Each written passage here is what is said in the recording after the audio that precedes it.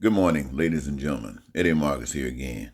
I think it's about 6 o'clock, and I got this burning desire to say something to a part of the society out there. And so here I am. This is basically for what you call whoop-heads, your fixers, people who take care of other people's business. You know, it has something to do with the way our societies are shaped and formed nowadays. Back in the day when the resources were still belonged to God, still hidden in the earth, and when people started recognizing these particular resources and what they could be used for, then others who had already established themselves wanted to take control over everything. Well, because it meant wealth to them, it meant money to them. All of the systems have been set up based upon that basic concept. And so the way people really just reneged and gave in was people who had money would pay other folks to beat people up. You've had mob actions. You've had people protest, mobs come in and beat them up. Or in certain cities, when the people get carried away, they're disgusted and they rebel, then all of a sudden you got the police coming in with batons, beating people up, beating people up. Can you imagine all grown people, even in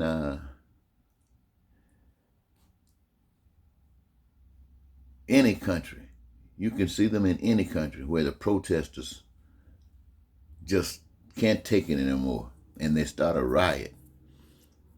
Or maybe not a riot, they just protest, and then some military force or paramilitary force come in and start clubbing heads and beating people up, telling these grown people that in the system they do not have the right to protest. They do not have the right to complain.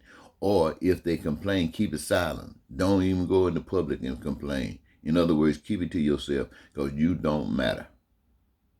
That's the bottom line, is you don't matter. What I'm saying to those people, gangs got guys, they got their leadership, and they got the people who go out, lieutenants and whip heads. The mob, the same thing, you got your godfathers. I don't know too much about this stuff. You got your godfathers and you got your lieutenants, you got your people who go out there and do your killing for you. When people are told that they got to pay a duty for something and they want to reject, you got somebody to go out and take care of them. And this happens in the same way with governments. You get governments that go over to other governments and try to control them the same way and try to buy them if that doesn't work. And then if that doesn't work, they go and take them out. But when you see these people who are responding, look at Michael Cohen, who did so much for Donald Trump. He is sitting up in jail, and Donald Trump is the president of the United States. He has fixed so many things for Donald Trump. The boss, where the buck stops with the boss. I did it because he was the boss, and I was told to do this. Now, you are in prison, and the boss is president of the United States of America.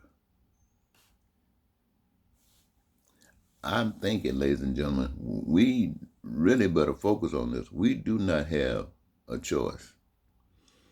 And for those of you who would fix it, Michael Cohen, those of you who would pick up a baton and go beat up other people for a job or just to make some extra money, why would you do that when you don't have to?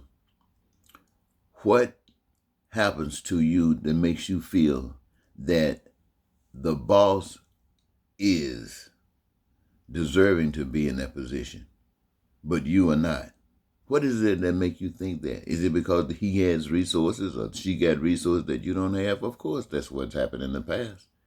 But I'm telling you about a power that's bigger than your boss. I'm telling you a power that's bigger than the Godfather, a power that's bigger than the President of the United States, a power that's bigger than this world power that's conjuncting up this world and making it look like hell and feel like hell for so many people. I'm telling you a power that's bigger than all of that.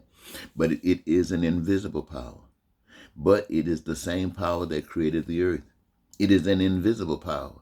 Yet it is the same power that installed within the earth all of the resources that humankind can use from the beginning of time throughout eternity to do all of the things that they can imagine.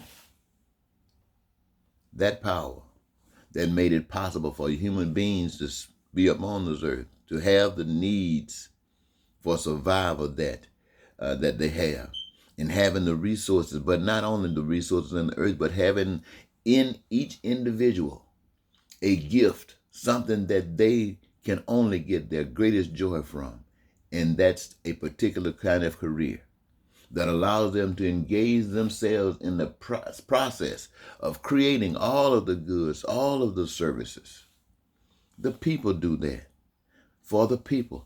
That is the love of that spiritual God that we can't see, living inside of us, allowing us to engage ourselves by letting that love flow out through what we do, say, and how we act and respond in life to one another. And what is it? We are love to one another because our gifts are nothing but love to one another. So they are all gifts that comes back to the reservoir for all human beings to access as they need, want, or desire it because it belongs to them. They created it. That's the bottom line. You, everybody in this country, everybody on earth can live just like they are in heaven. And that's better than living like a billionaire. Because you got no worries. You got no stresses. Everything else you got and you don't have the stress. Now, why would you want to go and kill somebody else for somebody to pay you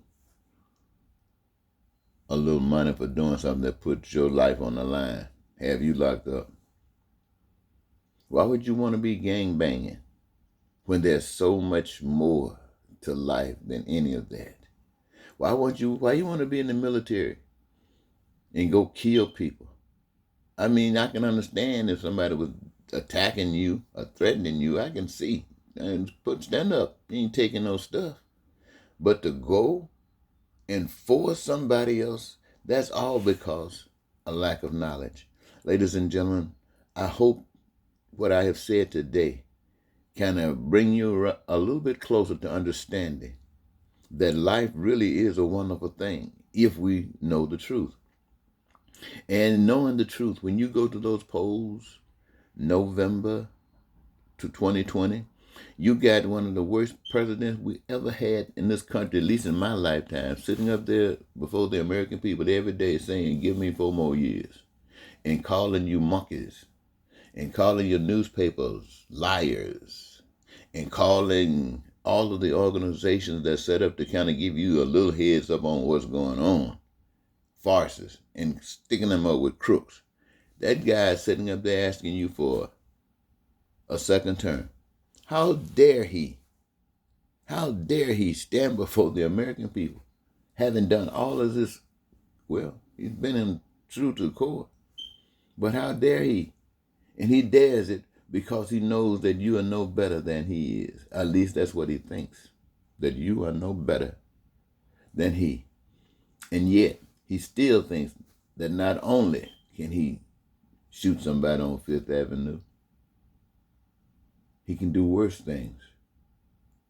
That's what he asking you for, a second term, and expect you people to give it to him. Not only that, you got the Democrats and the Republicans, those who can't stand Trump. You got them over there. What are they offering you?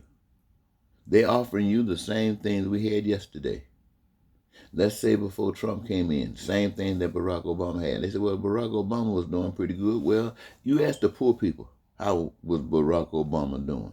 Ask the people who were having problems paying their rent, who were living from paycheck to paycheck. Ask them how Barack Obama was doing. Ask them how George W. Bush did. Ask them, was he a great president? Did he serve them? Ask the poor. Ask the ones who are suffering. Ask the 99%. Out of that 99, there were some that were doing better than others, but ask them were their dreams being fulfilled. And I guarantee you, every last one of them will tell you no. So I'm saying to you, ladies and gentlemen, if they are going to be filled, it would be filled because you rose up and decided that you were not going to let anything prevent you from it. And perhaps you would be wise enough to know that the easiest way, the best way to protect what you love the most is to assure that every last one of you guys are protected as well. And how do you do that? By protecting one another. And how do you do that? By setting up a system that works so well for you that you ain't even tempted, not one little bit, to mess with anything else, because your beauty and the wonderful thing that is happening to you is because of the beautiful, wonderful things that's happening for everybody else. And so that's not going to happen from the Democrats. That's not going to happen from the Republicans or Trump. So what kind of position does that put you, the people, in?